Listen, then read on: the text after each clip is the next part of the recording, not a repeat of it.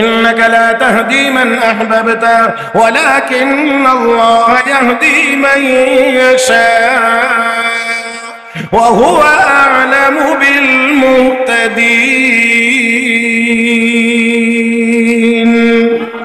ইয়া আইয়ুহান নাস ইন্না খলাকনাকুম মিন যাকারিন ওয়া উনসা ওয়া জা'আলনাকুম শু'ুবান ওয়া ক্বাবাইলা লিতা'আরাফু ইন্না আকরামাকুম ইনদাল্লাহ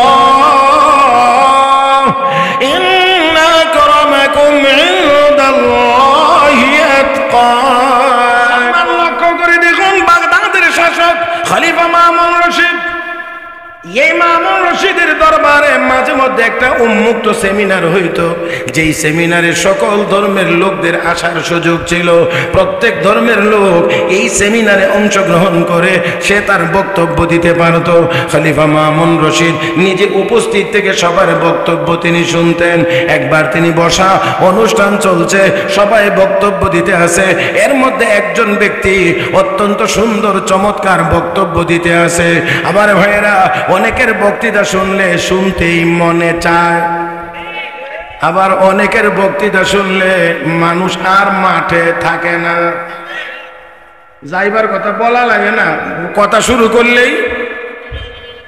আমার ভাইরা, তো যাক বলছিলাম, কারো কারো কথার মধ্যে জাদুর মতো আকর্ষণ আছে। খলিফা মামুন রশিদ বড় অবাক বিস্ময়ে তার দিকে তাকিয়ে রইলেন। তার শব্দ চয়ন, তার উপস্থাপন, তার বডি ল্যাঙ্গুয়েজ সবকিছু মিলায়া অত্যন্ত অসাধারণ বক্তব্যের স্টাইল। খুব অভিভূত হলেন। বক্তব্য যখন শেষ, খলিফা মামুন রশিদ তাকে কাছে ডাকলেন। কাছে এনে বললেন, আমি তোমাকে কালেমার দাওয়াত দিচ্ছি। লোকটার পরিচয় পাইছেন, তিনি ইহুদি। বলছেন, আমি তোমাকে কালেমার দাওয়াত দিচ্ছি, কালেমা পড়ে যদি মুসলমান হয়ে যাও তাহলে আমি তোমাকে বড় পুরস্কার দেব। লোকটি সরাসরি প্রত্যাখ্যান করে বলল, আমার পক্ষে আমার বর্তমান ধর্ম বাদ দিয়ে ইসলাম ধর্ম গ্রহণ করা সম্ভব না। এতটুকু পর্যন্তই কথা, কারণ ইসলাম তার চেয়ে বেশি আর কারো উপরে কোনো প্রেসার প্রয়োগ করে কালেমা গ্রহণ করাইতে পারে না। রব্বে করিম বলেছেন, ফাযাক্কির ইন্নামা আনতা মুযাক্কির লাস্তা আলাইহিম বিমুসাইতির। হাবিব, আপনি উপদেশদাতা, উপদেশ দেন, আপনি দারোগা না যে আপনি লাঠি পেটা করে মানুষকে কালেমার দাওয়াত দিতে হবে, মানুষকে কালেমার দাওয়াত গ্রহণ করাইতে হবে। ও বন্ধুরা, আল্লাহর নবী বহু চেষ্টা করেছিলেন আবু তালেবকে কালেমা পড়াইতে, কিন্তু আল্লাহর নবী চেষ্টা করে পারেন নাই। কালেমা শেষ পর্যন্ত আবু তালেব গ্রহণ করে নাই। রাহমাতুল্লিল আলামিনের মনটা একটু খারাপ, মনটা একটু খারাপ। চাচা এত সহযোগিতা করলেন, কিন্তু কালেমা না পড়ে চির জাহান্নামী হয়ে দুনিয়া থেকে বিদায় গ্রহণ করলেন। মন খারাপ। আল্লাহ রাব্বুল আলামিন নবীকে সান্ত্বনা দিয়ে কোরআনে আয়াত নাযিল করেছেন, ইন্নাকা লা তাহদি মান আহবাবতা ওয়ালাকিন্নাল্লাহা ইয়াহদি মান ইয়াশা ওয়া হুয়া আ'লামু বিল মুহতাদিন।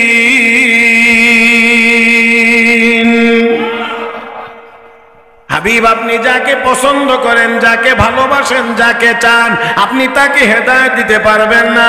হেদায়েত দেওয়ার একমাত্র মালিক, মহব্বতের সাথে আল্লাহর নামটা বলেন, হেদায়েত দেওয়ার একমাত্র মালিক হাবিব, আপনি পারবেন না।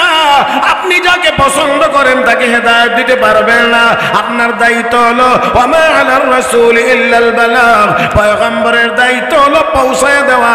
এটা আপনি করবেন। কে মানবে কে মানবে না এটা আপনার বিষয় না। ও মুসলমান, ও মুসলমান, পয়গম্বরদের দায়িত্ব যদি হয়, পয়গম্বরদের দায়িত্ব যদি হয় পৌঁছায় দেওয়া, কে মানবে কে মানবে না এটা পয়গম্বরের দায়িত্বের ভিতরে না। তাহলে আপনারা আলেম ওলামাদেরকে কেমন করে বলেন, হুজুর আপনারা ওয়াজ করেন মানুষ তো মানে না। ও ভাই, মানানোর দায়িত্ব তো আলেম ওলামার না। আলেমদের কাজ কি মানানো? নবীর কাজ হলো পৌঁছায়া দেওয়া, সঠিক কথা জাতির সামনে পেশ করা, এটা হলো পয়গম্বরের কাজ। অতএব নায়েবে নবীদের কাজও হবে সঠিক কথা জাতির সামনে পেশ করা। মানা না মানা যার যার ব্যাপার। জোরে কান। কাউকে মানাতে বাধ্য না। আমার ভাইয়েরা, তো যাই হোক, আসুন, হেদায়েত আল্লাহ দিবেন। এই জন্য সাইয়েদনা হযরতে বেলাল হাবশী রাদিয়াল্লাহু তাআলা আনহু বলতেন, আল্লাহ নিজের হাতে হেদায়েত বন্টন করার কারণে আমি বেলালের ভাগে হেদায়েত জুটছে। যদি দুনিয়ার কাউকে হেদায়েত বন্টনের দায়িত্ব দেওয়া হতো তো আমার মতো এত বিশ্রী বেলালের ভাগে হেদায়েত নসিবে জুটতো না, আমার ভাগে হেদায়েত জুটতো না, আমারে কেউ পছন্দ করতো না, কেউ দিত না। কিন্তু যেহেতু হেদায়েত বন্টন করেন আল্লাহ, এই জন্যে আমার ভাগে পড়েছে। ও মুসলমান, দুনিয়াতে বেলাল দেখতে কালো বিশ্রী কুশ্রী, কিন্তু জান্নাতি বেলাল তো আর কালো বিশ্রী হবে না। কথা কয় না। আর কালো আর সৌন্দর্য দিয়ে আল্লাহর দরবারে কোনো সম্মানের মাপকাঠি হয় না। বহু কালো দামি, বহু সুন্দর কম দামি। জোরে কান। يا أيها الناس إنا خلقناكم من ذكر وأنثى وجعلناكم شعوبا وقبائل لتعارفوا إن أكرمكم عند الله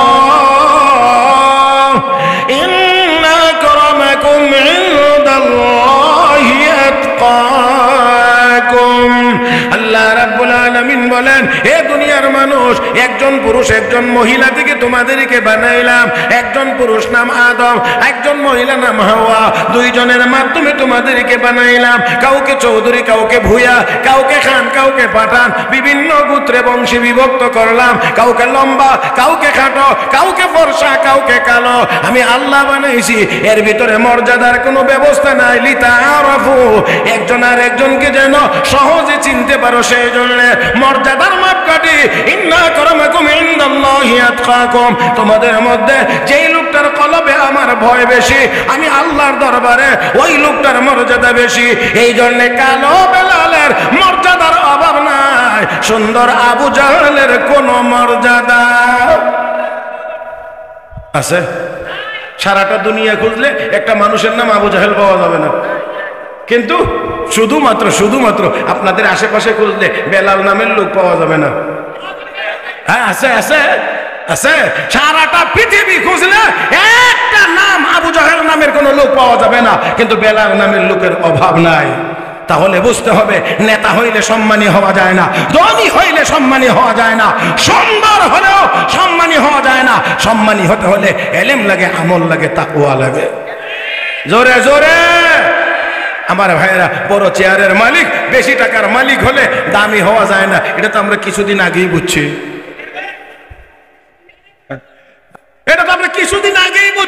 যে বড় চেয়ারের মালিক হলে, বেশি টাকার মালিক হলেই দামি হওয়া যায় না। गर्भ सूरत आदमी इंसान बुदे, गर्भ सूरत आदमी इंसान बुदे, अहमद अबू जहल हम एक साबुदे, चुके नारा तबीयत बे हुनर बोध, पैगंबर ज़ादगी कदर शनायफ़ज़ूद। সৌন্দর্যের দ্বারা যদি কেউ দামি হতে পারতো, তাহলে আবু জাহেল দামি হওয়ার কথা, বেলাল দামি হইতে পারতো? কোন দামি হতে পারতো না। অথচ আপনারা বলেন আবু জাহেল দামি না বেলাল দামি? হ্যাঁ। তাহলে বেলাল যেই পথে চলে দামি, আল্লাহ যেন আমাদেরকেও সেই পথে চলার তৌফিক দান করেন। বেলাল ঈমান আর নেক আমলের পথে চলে দামি। আমার ভাইরা, কোরআনের পথে চলে দামি, হাদিসের পথে চলে দামি, আল্লাহর হুকুম আর নবীর তরিকা মোতাবেক চলার মাধ্যমে বেলাল দামি। আমরা মনে করি আর কি, মনে করি অনেক টাকা হইলে লোকেরা আমারে বড় সাপ বলবে। আমরা মনে করি বড় চেয়ারে বসলে আমাকে লোকেরা স্যার বলবে। হ্যাঁ, যে স্যারও বলে, সাবও বলে, কিন্তু আবার সুযোগ পাইলে, হ্যাঁ, তারপরে সুযোগ পাইলে আবার কি করে, এটাও তো আমাদের দেখার অভিজ্ঞতা হয়ে গেছে। তাহলে আসুন, এটা স্থায়ী না, এটা স্থায়ী না। ঈমান আর আমলের মাধ্যমে যেই মর্যাদা অর্জিত হয় সেটা হলো স্থায়ী মর্যাদা। হ্যাঁ, হযরত শাহজালাল মুজাররদি ইয়ামানি রাহমাতুল্লাহ আলাইহি শত বছর আগে দুনিয়া থেকে বিদায় হয়ে গেছেন। এখনো আমাদের দেশের বড় বড় নেতারা ওই কবরের পাশে যায়, নির্বাচনী প্রচারণা শুরু করার সময় ওইখান থেকে গিয়ে শুরু করে। যাই হোক, আসুন, জানি না আপনারা মনে আছে, তাকে বলছেন কালেমা গ্রহণ করে মুসলমান হয়ে যাও, তাহলে তোমাকে বড় পুরস্কার দেওয়া হবে। লোকটি বলছে না, আমার পক্ষে ইসলাম গ্রহণ করা এই মুহূর্তে সম্ভব। কথা এতটুকুই, শেষ। চলে গেছেন উনি। 1 বছর পরে এই অনুষ্ঠানে, এই সেমিনারেই আজকে একজন বক্তব্য দিচ্ছেন। বক্তব্যের ধাঁচে বোঝা যায় গত বছরের সেই লোক, কিন্তু চেহারা সুরতে আর বিষয়বস্তুতে বলে সেই লোক না। কারণ আগের বছরের লোকটার মাথায় টুপি ছিল না, আজকের লোকটির মাথায় টুপি আছে। পাগড়ি ছিল না, আজকে পাগড়ি আছে। তোথায় দাড়ি ছিল না, আজকে দাড়ি আছে। পরনে সুন্নতি লেবাস ছিল না, আজকে লেবাস আছে। অন্য গত বছরের বক্তৃতার বিষয় ছিল তার মতো করে, আর এবারের তার আলোচ্য বিষয় হলো ইসলামের আইন শাস্ত্র, এলমে ফিকহ। এই ইসলামী আইন শাস্ত্রের উপরে চমৎকার এক বক্তব্য দিচ্ছেন। বক্তব্যের গঠন প্রক্রিয়া, বক্তব্যের ধরনে বোঝা যায় গত বছরের লোক, কিন্তু সুরত দেখলে বোঝা যায় আরেক লোক। বক্তব্য শেষ, অনুষ্ঠান শেষ, খলিফা মামুন রশিদ আবারও তাকে ডাকলেন, ডেকে এবার প্রথম কথাই জিজ্ঞেস করলেন, আপনি কি গত বছরের সেই লোক?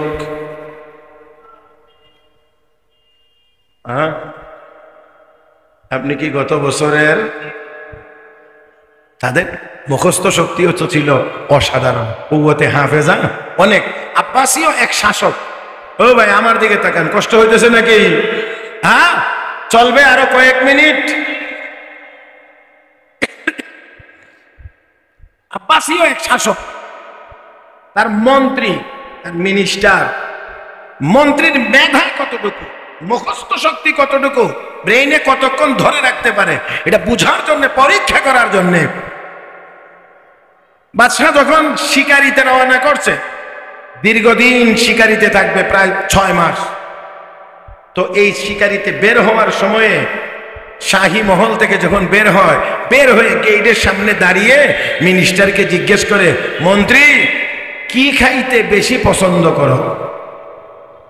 খুব সূক্ষ্ম কথা, খেয়াল করবেন। কি খাইতে বেশি পছন্দ করো? মন্ত্রী জবাব দিয়েছেন, ধরেন এই জায়গাটাতে দাঁড়িয়ে, এখানে এখানে গেটের বাহিরে এসে এই জায়গাটায়। মন্ত্রী উত্তর দিয়েছে, সিদ্ধ ডিমের কুসুম খাইতে বেশি পছন্দ করি। বুঝছেন আপনারা প্রশ্ন? কি খাইতে বেশি পছন্দ করো? সিদ্ধ ডিমের কুসুম খাইতে বেশি পছন্দ করি। চলে গেছেন, এতটুকুই কথা, শেষ। 6 মাস ভ্রমণ শেষে, শিকারি শেষে আবার যখন রাজমহলে ঢুকবে, সেই ঢুকার মুহূর্তে ওই জায়গাটাতে এসে আবার মিনিস্টারকে প্রশ্ন করেছে, ও মন্ত্রী কি দিয়ে? আল্লাহ, আমি জানি না আপনারা আমার কথা বুঝতেছেন কিনা। 6 মাস আগে যেখানে দাঁড়িয়ে জিজ্ঞেস করেছিলেন কি খাইতে বেশি পছন্দ করো, সিদ্ধ ডিমের কুসুম, 6 মাস এই বন জঙ্গলে ঘুরে শিকারি করে এসে ফিরে এসে ওই জায়গায় দাঁড়িয়ে আবার হঠাৎ করে জিজ্ঞেস করে কি দিয়ে? সাথে সাথে মিনিস্টার জবাব দিয়েছে, লবণ দিয়ে। এবার 6 মাস আগের কথা 6 মাস পরের কথা মিলান, 1 সেকেন্ড লাগবে। কি খাইতে বেশি পছন্দ করো? সিদ্ধ ডিমের কুসুম, কি দিয়ে? লবণ দিয়ে। 2 কথার মাঝখানে গ্যাপ 6 মাস। আল্লাহ, আছেন আপনারা মাঠে? হ্যাঁ হ্যাঁ, যে আপনাদেরকে তো নিলাম এখানে। এই জগৎ ছাইরা যদি আবার আরেক জগতে যাই, তাহলে আপনারা আরো বেশি অবাক।